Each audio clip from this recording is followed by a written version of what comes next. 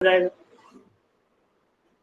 फिर देखो, Rohan's mother is 26 year older than him, the product of their ages 3 years from now will be 360। ठीक है, product है।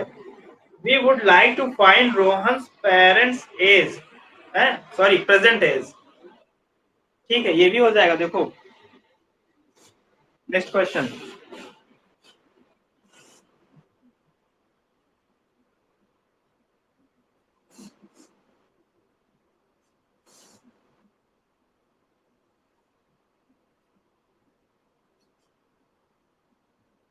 तो Rohan's mother is 26 year older than him।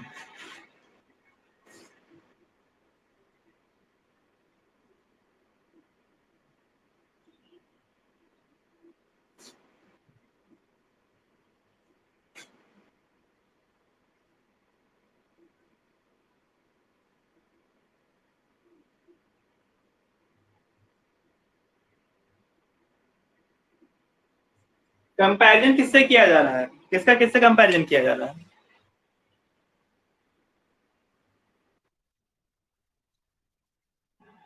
उल्टा बोल रहे हो, मदर रोहन से किया जा रहा है।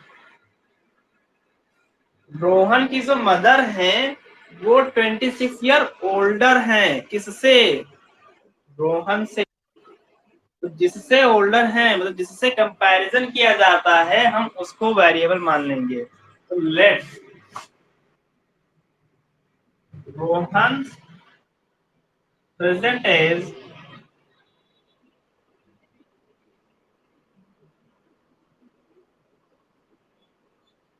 is X year,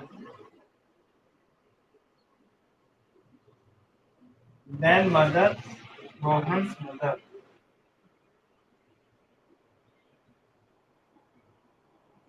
present as is X plus 26। हो गया कि नहीं हो गया? फिर आगे देखो क्या कह रहा है, the product of their edges 3 year from now. कह रहा है कि जो प्रेजेंट एज है उससे 3 ईयर, मतलब इन फ्यूचर में जो प्रेजेंट एज है, मान लो कि रोहन की एक्स है और उनकी मदर की एक्स प्लस 26 है, तो आज की ये प्रेजेंट एज है ना, तो प्रेजेंट एज से 3 ईयर इन फ्यूचर में। तो इसमें भी जब 3 ईयर इन फ्यूचर में करेंगे तो इनका एज बढ़ेगा कि नहीं बढ़ेगा? तो एज अगर हम फ्यूचर की बात करेंगे तो दोनों की तो एज बढ़ेगी।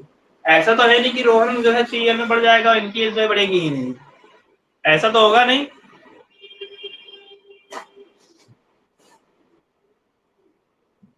तो आफ्टर 3 ईयर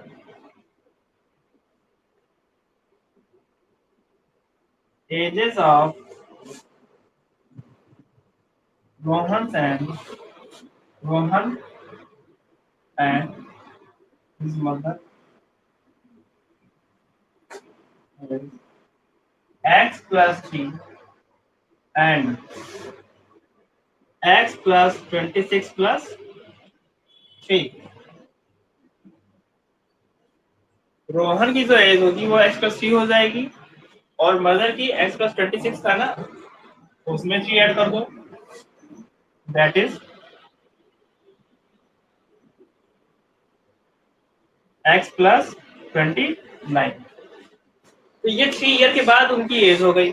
लेकिन अब कंडीशन क्या कह रहा है कि इनका जो प्रोडक्ट है, product of their edges is 360 and now the product of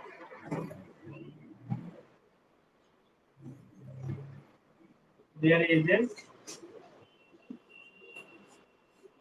is 360, that is x plus 3 or x plus 29 is equal to 360। आई बात समझ में?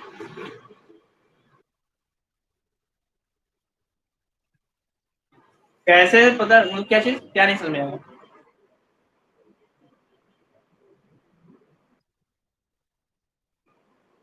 ये वाली, ये ये ना, देखो एक स्टेटमेंट तो यहाँ तक कंप्लीट हो गया तुम्हारा, ठीक है, ये फर्स्ट स्टेटमेंट था जो कंप्लीट हो गया।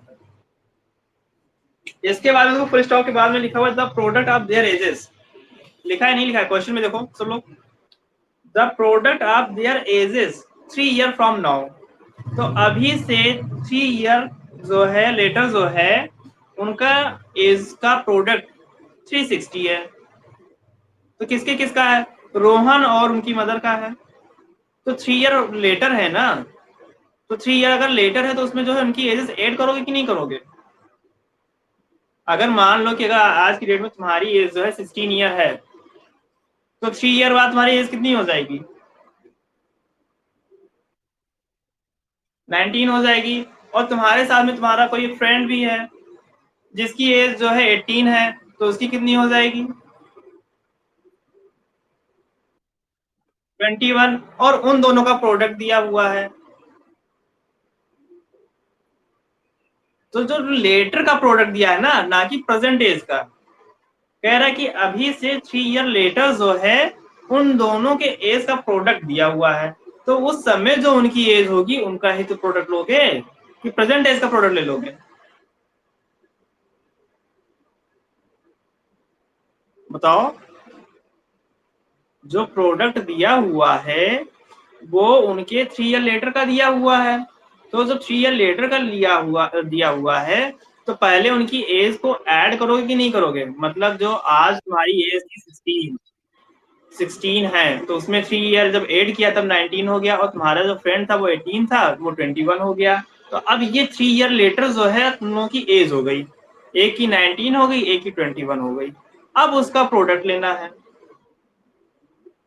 ऐसे ही यहाँ पे भी क्वेश्चन यही कहा जा रहा है कि अभी तो जो एज है, एक की एक्स है, दूसरे की एक्स प्लस 26 है। दूसरे स्टेटमेंट में ये कह रहा है कि अब से 3 ईयर लेटर उनका प्रोडक्ट लेना है। मतलब 3 ईयर लेटर जो एज आएगा उसका प्रोडक्ट। तो एक का हो जाएगा x+3 और दूसरे का हो जाएगा x+29। अब उन दोनों का प्रोडक्ट हो जाएगा, उन दोनों को मल्टीप्लाई कर दो, जो आ रहा है 360 के इक्वल। ठीक है, बात समझ में आई?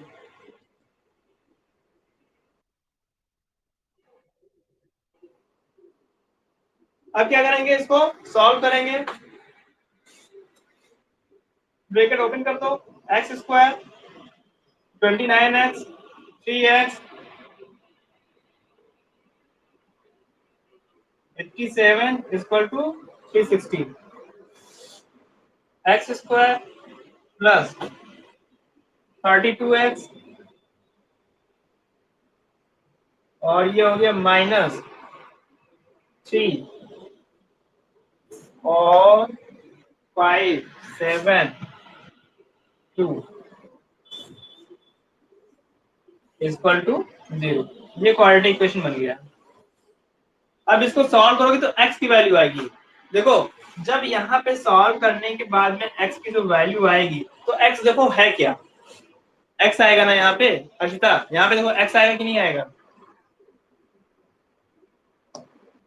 अरे इसको सॉल्व करोगे तो x की वैल्यू आएगी।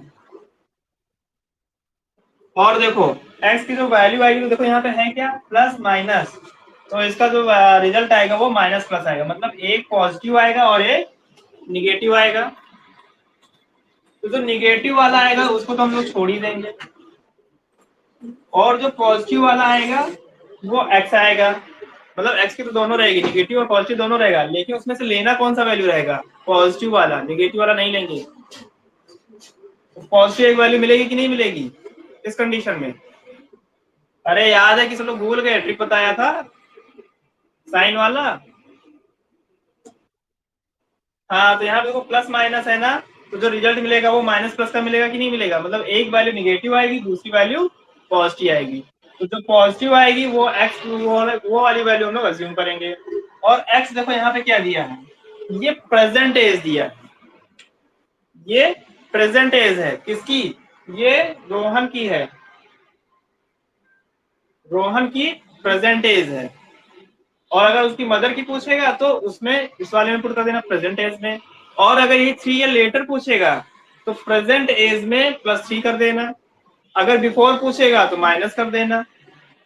ठीक है, ऐसे ही कंडीशन मिलेंगे। क्वेश्चन तो कुछ बहुत ज्यादा डिफरेंट नहीं होता है। अब इसी में टाइप्स बना दिया जाता है। अब ये पूछ लिया, आप फिर पूछ लेगा कि नहीं अच्छा 10 ईयर लेटर क्या होगा एज, या 10 ईयर बिफोर क्या एज होगी। ऐसे ऐसे क्वेश्चन पूछे जाते हैं। आई बात समझ में?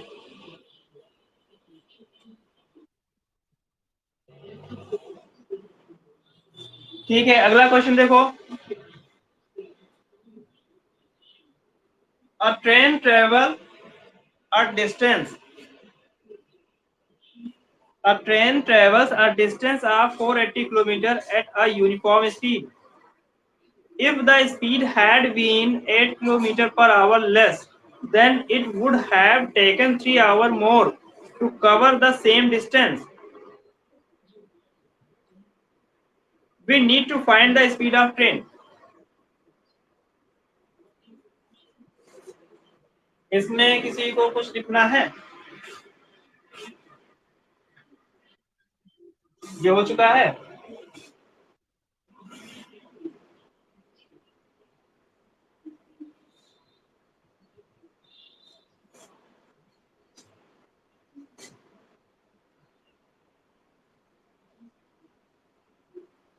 देखो, अ train travel a distance of 480 kilometre at a uniform speed. मतलब एक ट्रेन जो है वो ए से बी के लिए चलती है, जिसके बीच की जो डिस्टेंस है वो 480 किलोमीटर, और ये एक यूनिफॉर्म स्पीड से चल रही है।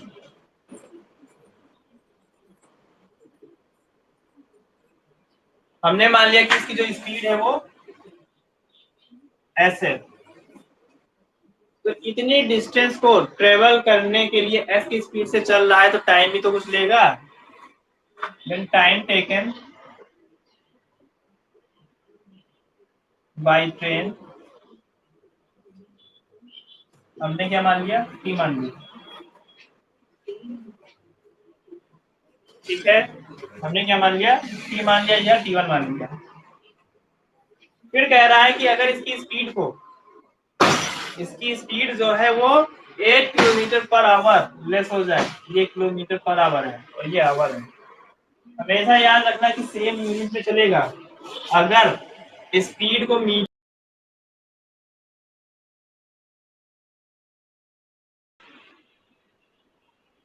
और जो डिस्टेंस होगा, हाँ डिस्टेंस मीटर में हो गया, टाइम मिनट में हो जाएगा, और जो स्पीड आएगी वो मीटर पर मिनट आएगा। ऐसे ही जब डिस्टेंस किलोमीटर में होगा तब टाइम आवर में लेंगे, तो जो स्पीड आएगी वो किलोमीटर पर आवर आएगा। यूनिट हमेशा ध्यान रखना, यूनिट में गड़बड़ी मत करना, नहीं तो जो है आंसर जो है गलत हो जाएगा। पता लगेगा लगाओगे तो सही, लेकिन उसको जो है यूनिट का कन्वर्जन नहीं करोगे तो वो गलत हो जाएगा।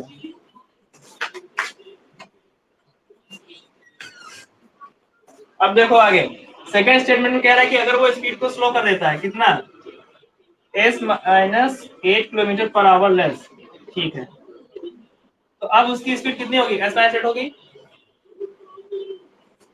s माइनस 8 होगा कि नहीं होगा स्पीड उसकी। और अब जो टाइम ले रहा है, मतलब जो t2 टाइम ले रहा है वो कितना ले रहा है, पहले के तुलना में, मतलब t1 से 3 आवर मोर ले रहा है। उसी डिस्टेंस को कवर करने के लिए जब उसकी जो ट्रेन की स्पीड थी वो 8 किलोमीटर लेस हो गई, 8 किलोमीटर पर आवर स्पीड उसकी लेस हो गई। तो पहले एस थी तो अब कितनी हो गई, एस माइनस 8 हो गई। तो उसी डिस्टेंस को कवर करने में अब उसे जो पहले यूजुअल t1 टाइम लगता था, अब कितना लग रहा है, उससे 3 मोर लग रहा है। लग रहा है। हम यहाँ पे क्या करेंगे, तो अगर हम यहाँ पे देखें तो हम क्या लिख सकते हैं कि S speed equal to D by T होता है। Therefore S minus 8 equal to 480 upon T2। ये होगा तो हम T2 इक्वल टू क्या ले सकते हैं, therefore T2 equal to 480 upon S minus 8। ये सेकंड स्टेटमेंट के लिए है और ये फर्स्ट स्टेटमेंट है। तो फर्स्ट स्टेटमेंट के हिसाब से क्या आएगा, S equal to 480 by T1, therefore T1 equal to 480 upon S। अब ये बताओ हम T1 और T2 में क्यों कन्वर्ट करें, क्योंकि इनका हमें डिफरेंस पता है टाइम का, कि वो 3 आवर मोड़ ले रहा है, बाकी जो है कुछ नहीं कन्फर्म है। लगाने कई सारे मेथड, देखो कोई जरूरी नहीं कि किसी रास्ते पे जाने के लिए सिर्फ एक ही रास्ता हो, आप डेस्टिनेशन पे तो पहुंचोगे लेकिन डिफरेंट डिफरेंट वे से भी जा सकते हो। ऐसे ही क्वेश्चंस भी होते हैं, आप डिफरेंट डिफरेंट वे से जाओगे लेकिन जो रिजल्ट मिलेगा उसका वो सेम ही मिलेगा, आपका जो डेस्टिनेशन होगा यहाँ पे आंसर आने का वो सेम ही आएगा। तो हम करेंगे क्या कि अब जो है ज्यादा टाइम ले रहा है, मतलब T2 minus T1 equal to 3, कह सकते हैं कि नहीं कह सकते हैं।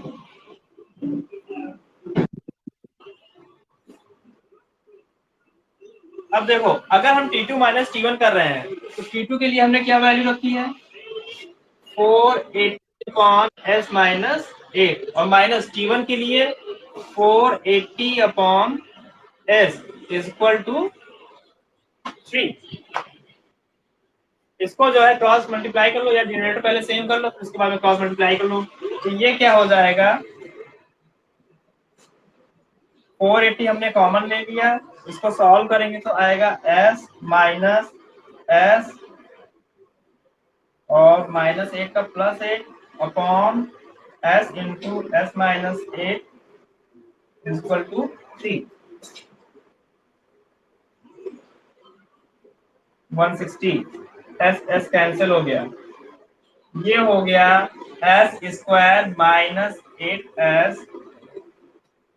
और ये हो गया माइनस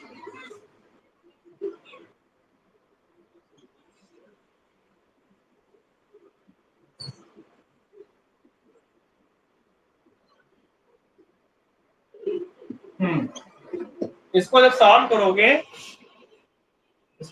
करोगे, तो आएगा S square minus 8S minus 1280 equal to 0। ये क्वाड्रेटिक इक्वेशन बन गया। अब इसको जो है क्वाड्रेटिक इक्वेशन बन गया है, तो इसको जो है सॉल्व करोगे मिड टर्म स्प्लिट करके, तो यहाँ पे S की वैल्यू आ जाएगी। S की वैल्यू आने के बाद में किसी भी इक्वेशन में रखोगे तो उसके लिए जो है टाइम निकल आएगा। ओके, पूरा फिर से समझा दें, ठीक है। देखो तो कह रहा है कि एक कोई ट्रेन है जो 480 किलोमीटर की डिस्टेंस ट्रेवल कर रहा है, मतलब ए से बी तक जाने के लिए उसकी जो बीच की जो डिस्टेंस है वो 480 किलोमीटर है, और इस डिस्टेंस को कवर करने के लिए जो उसकी यूजुअल स्पीड है वो S किलोमीटर पर आवर है, ये यूजुअल स्पीड है उसकी, और इसी डिस्टेंस को कवर करने के लिए जो यूजुअल स्पीड से चलता है तो उससे टाइम कितना लगता है, T1 लगता है। तो हम जानते हैं कि स्पीड इक्वल टू होता है डिस्टेंस अपॉन टाइम, होता है कि नहीं होता है। तो हम यहाँ पे क्या कर सकते हैं, पहले कंडीशन के लिए बात कर रहे हैं, तो S equal to 480 upon T1 होगा कि नहीं होगा, अशिता होगा ना। तो देयरफॉर हम T1 equal to 480 upon S ले सकते हैं कि नहीं ले सकते हैं,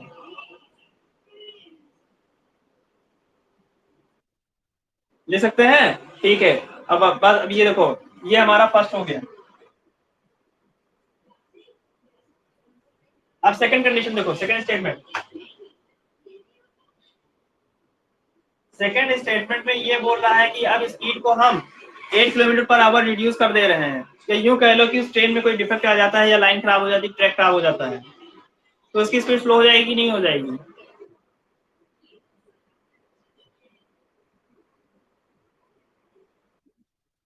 अगर उसकी स्पीड स्लो हो गई, मान लो कि पहले तुम 100 किलोमीटर पर आवर की स्पीड से चल रहे थे, लेकिन कुछ प्रॉब्लम आ गई जिसकी वजह से तुमने 10 किलोमीटर पर आवर की स्पीड स्लो कर दी, ये तुम स्लो कर रहे हो, तो अगर तुमने ये स्पीड स्लो कर दी तो अब तुम्हारी स्पीड क्या है?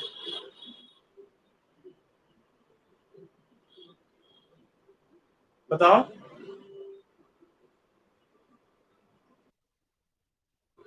अगर मान लो कि तुम्हारी स्पीड जो है 100 किलोमीटर पर आवर की है, लेकिन कुछ प्रॉब्लम आने की वजह से 10 किलोमीटर पर आवर की स्पीड जो है स्लो हो जाती है तुम्हारी। ठीक है, ये इतनी स्लो हो जाती है, तो अब किस स्पीड से चल रहे हो? 90 किलोमीटर पर आवर से। क्यों? क्योंकि ये स्लो हो गया ना, तो उसको सपरेट कर दिया ना। तो ऐसे ही जब 8 किलोमीटर पर आवर की स्पीड वो स्लो कर देता है, तो अब वो किस स्पीड से चल रहा है?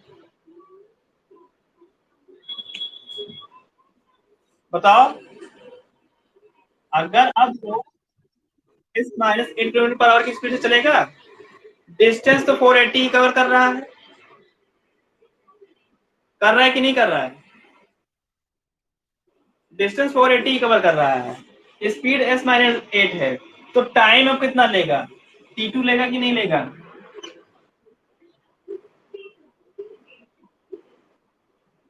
मतलब टाइम कुछ लेगा।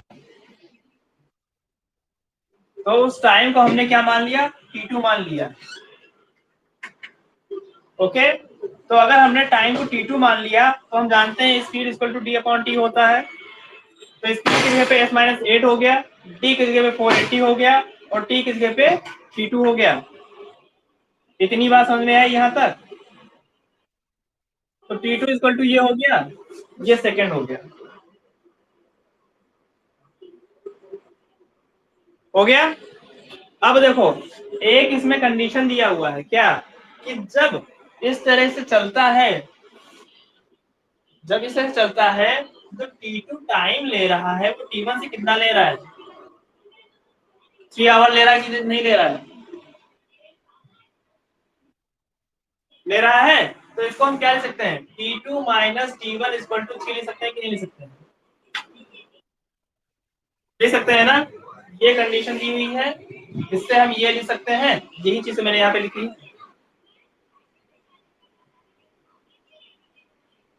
दिखा? तो अब क्या करेंगे? T2 की वैल्यू सेकंड इक्वेशन से पुट कर दिया, T1 की वैल्यू फर्स्ट इक्वेशन से पुट कर दिया, इक्वल टू 3। आया समझ में? ये यहां तक आया? क्लियर हुआ? अब क्या करेंगे? अब इसको सॉल्व करेंगे। अब ये सॉल्व हो जाएगा, सॉल्व करने के बाद में ये फॉर्म बनेगा, किसमें? Quadratic form. बना या नहीं बना? ठीक है, समझ में आना चाहिए था ऐसे। लिख लो।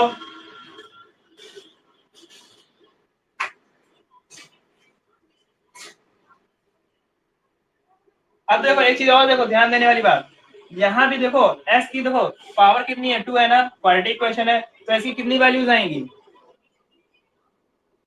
2 वैल्यूज आएंगी। 2 वैल्यूज आएंगी, तो कौन सी वैल्यू अज्यूम करनी होगी? कौन सी वैल्यू हम मानेंगे? कौन सी वैल्यू लेंगे? जो भी आएगा पॉजिटिव वाली। यहाँ पे देखो माइनस माइनस है, माइनस माइनस, माइनस माइनस है तो क्या आएगा? Plus minus. कहने का मतलब ये है कि एक वैल्यू पॉजिटिव आएगी, एक निगेटिव आएगी। जो निगेटिव आएगी उसको हम छोड़ देंगे, पॉजिटिव वाली वैल्यू अज्यूम करेंगे।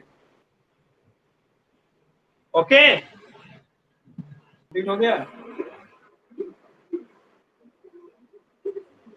शिक्षित कोई डाउट है?